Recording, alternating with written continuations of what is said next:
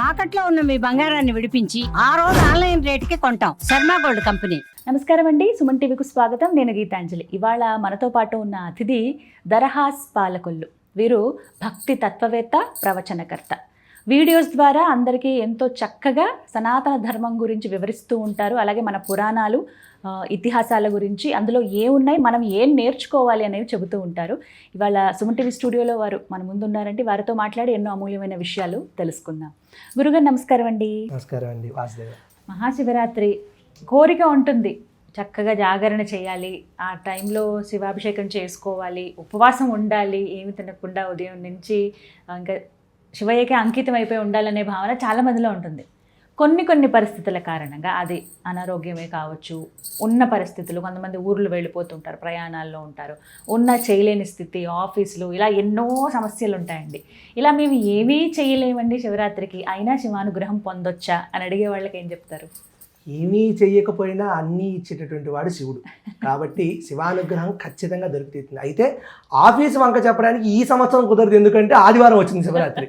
So ఏమీ చెయ్యలేకపోయినా ఇంట్లో అభిషేకం పెట్టుకోలేమండి, ఇంట్లో ఏదో కారణం ఉంది, ఉపవాసం జాగరణ చేయడానికి కుదరదు, నెక్స్ట్ రోజు ఆఫీస్కి వెళ్ళాలి, సోమవారం కుదరదు, జాగరణ కుదరదు, ఉపవాసం ఆకలికి ఉండలేనండి అన్నారు. ఓకే, బాగుంది. అయితే ఏమి చేయొచ్చు? దగ్గరలో శివాలయం ఉంటుంది కదా, ఖచ్చితంగా శివాలయం ఉండి తీరుతుంది. శివాలయానికి వెళ్ళి దర్శనం చేసుకోవాలి. అయితే ఎలా దర్శనం చేసుకోవాలి? శివాలయానికి వెళ్ళినప్పుడు సరాసరి నేరుగా వెళ్ళి దర్శనం చేసుకోకూడదు. ఇది శైవాగమంలో చెప్పబడింది. ఏంటంటే ముందుగా శివాలయంలోకి వెళ్ళినప్పుడు ధ్వజస్తంభం ఎదురుగా కనబడుతుంది. ధ్వజస్తంభం కనబడినప్పుడు ఒక్కొక్కరు ఒక్కొక్క రీతిలో చేయాలి ప్రదక్షిణ. బ్రహ్మచారి అయితే ఒకలా, సన్యాసి అయితే ఒకలా, గృహస్థ అయితే ఒకలా, ముగ్గురు మూడు రకాలుగా చేయాలి. ఇప్పుడు నాకు వివాహం అయింది కాబట్టి గృహస్థ ఒక రకంగా చేయాలి. నాకు పిల్లోడు ఉన్నాడు అనుకోండి, వాడు బ్రహ్మచారి, వాడు ఇంకో రకంగా చేయాలి. సన్యాసి అన్నీ వదిలేసి వైరాగ్యం చెంది ఉన్నటువంటి వాడు ఒకడు ఉంటాడు. వానప్రస్థం కూడా అయిపోయి బ్రహ్మచర్యము, గృహస్థు, వానప్రస్థం అయిపోయి సన్యాసాశ్రమం తీసుకున్నటువంటి వాడు వేరే రకంగా చేయాలి. ఎలా చేయాలి? శైవాగమం చెప్తోంది. ఏంటంటే, నేను గృహస్థును, నా ఎగ్జాంపుల్ తీసుకొని చెప్తాను. ఇప్పుడు ధ్వజస్తంభం దగ్గర కనబడ్డారు, ఎదురుగా లోపలికి వెళ్ళిపోకుండా ఇలా ప్రదక్షిణ చేస్తూ, తూర్పు ముఖంగా ఉందనుకోండి గుడి, తూర్పు ముఖం దగ్గర నుంచి ఇలా ప్రదక్షిణ చేస్తూ దక్షిణ ముఖంగా వెళ్ళాము. దక్షిణ ముఖం దగ్గర నుంచి పడమరకు వెళ్ళాము. పడమర నుంచి మళ్ళీ ఇలా చివరికి ఇటు పక్కన ఉత్తరం వైపు వస్తున్నప్పుడు శివాలయంలో శివుడు తూర్పుకు తిరుగున్నాడు అంటే కింద పానపట్టం ఏదైతే ఉంటుందో అక్కడి నుంచి పారేటటువంటి నీరు సోమసూత్రం కనబడుతుంది. సోమసూత్రాన్ని గృహస్థు దాటకూడదు. ఎందుకంటే సోమసూత్రం దగ్గర ప్రమథగణాలు నివసించుంటాయి. చండీశ్వర స్థానము అంటారు.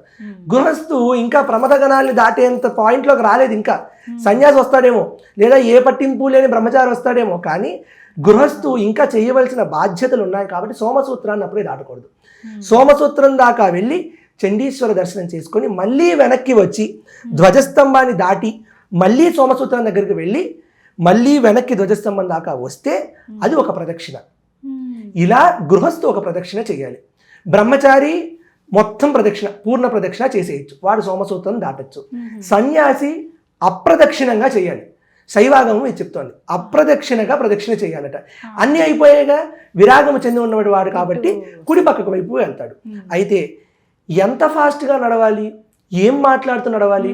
ముందుగా గుడిలో లౌకికంగా ఏ విషయము మాట్లాడకూడదు అనేది శివరాత్రే కాదు, ఏ రోజైనా గుడిలో లౌకికమైనటువంటి విషయాలు మాట్లాడకూడదు. ఎందుకంటే గుడి ప్రహరీ గోడను దాటి లోపలికి వస్తున్నామంటే లౌకికమైనటువంటి విషయాలన్నీ బయట వదిలేసి రావాలని అర్థం.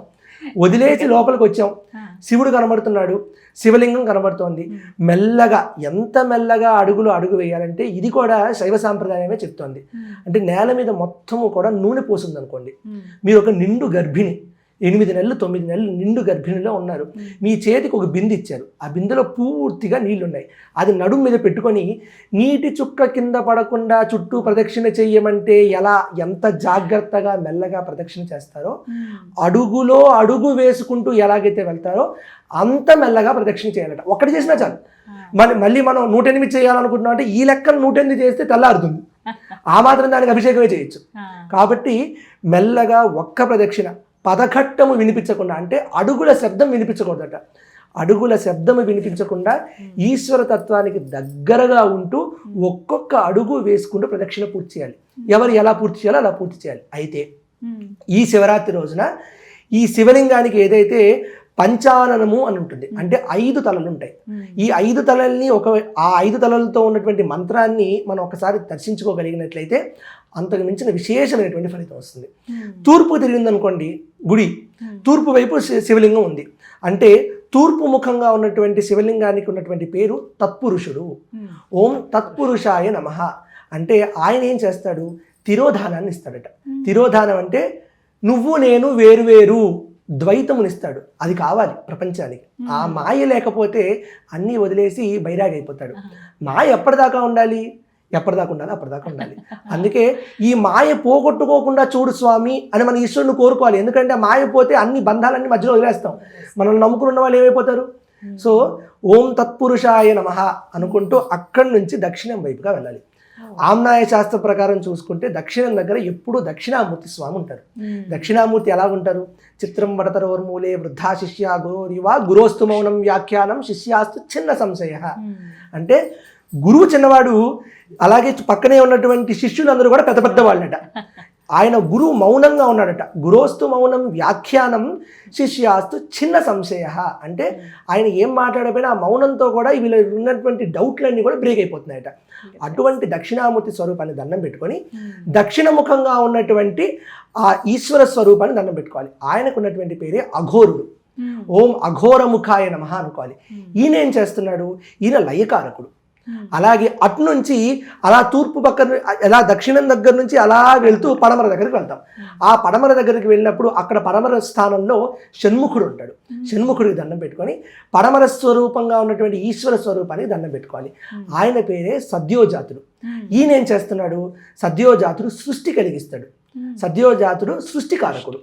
అక్కడి నుంచి మన సోమసూత్రం దగ్గరగా ఉన్నటువంటి ఈ ఉత్తర దిక్కుకు వస్తాం. అక్కడ ఉన్నటువంటి స్వరూపమే వామదేవుడు. ఓం వామదేవాయ నమః ఆయన స్థితికారకుడు. అంటే సృష్టి స్థితి లయకారకులతో పాటు తిరోధానము ఇక్కడ తూర్పు ముఖంలో ఉన్నటువంటి తత్పురుషుడు చేస్తున్నాడు. ఇలా 4 ముఖాలను దర్శించుకొని గర్భాలయంలోకి వచ్చి శివుని దర్శనం చేసుకొని ఒక్కసారి ఊర్ధ్వముఖంగా తల పైకి పెట్టి ఓం ఈశానాయ నమః అంటే 5వ ముఖము పైకి చూస్తుందట. ఓం ఈశానాయ నమః ఈయన ఏం చేస్తాడు, అనుగ్రహం ఇస్తాడు.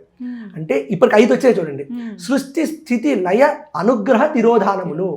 ఇవన్నీ కూడా ఆయనే రకరకాల పేర్లతో చేస్తున్నాడట. అంటే ఒకటే సముద్రం 10-15 అలలు, ఒకటే శివం, అందులో 10-15 శక్తులు ప్రసవిస్తే అందులోంచి ఒక్కొక్క పేరు వస్తుంది. అమ్మ కూడా ఇదే పని చేస్తుంది. అందుకే ఆవిడికి సృష్టి స్థితి లయకరి అని పేరు, తిరోధానకరీశ్వరి అని పేరు, సదాశివానుగ్రహద అని పేరు, పంచకృత్య పరాయణ. ఈ 5 కృత్యాలు ఆవిడ చేస్తుందట. ఆవిడ చేస్తుంది, ఆయన చేస్తున్నాడు. అంటే ఏమిటి, ఆవిడ ద్వారా ఆయన చేస్తున్నాడు, ఆయన ద్వారా ఆమె చేస్తోంది. ఈ 2 విషయాల్ని గుర్తుపెట్టుకొని శివుడికి శక్తికి అభేదాన్ని పెట్టుకోవాలి. ఈ విధంగా మనం దర్శనం చేయగలిగినైతే శివరాత్రి రోజు అభిషేకం చేయలేకపోయినా, ఉపవాస జాగరణ చేయలేకపోయినా శివరాత్రి రోజు దక్కాల్సిన ఫలితం దక్కుతుంది. కాకపోతే ఇది వంకగా పెట్టుకొని ఉపవాసం జాగరణ తప్పించుకోవద్దు. చేయగలిగితే ఉపవాసం ఈశ్వర తత్వానికి దగ్గరగా ఉండగలిగి జాగరూకతతో ఉండగలిగితే అత్యంత శుభప్రదం. చేయలేకపోతే శివాలయ దర్శనము సర్వదేవతా దర్శనముతో సమానము. అన్ని దేవతలు అక్కడే ఉన్నారు కాబట్టి శివాలయ దర్శనము చాలు. ఇలా అయితే దర్శనం కలిగినట్టే. కలిగినట్టే. సంతోషం అండి. ధన్యవాదాలు. ధన్యవాదాలు.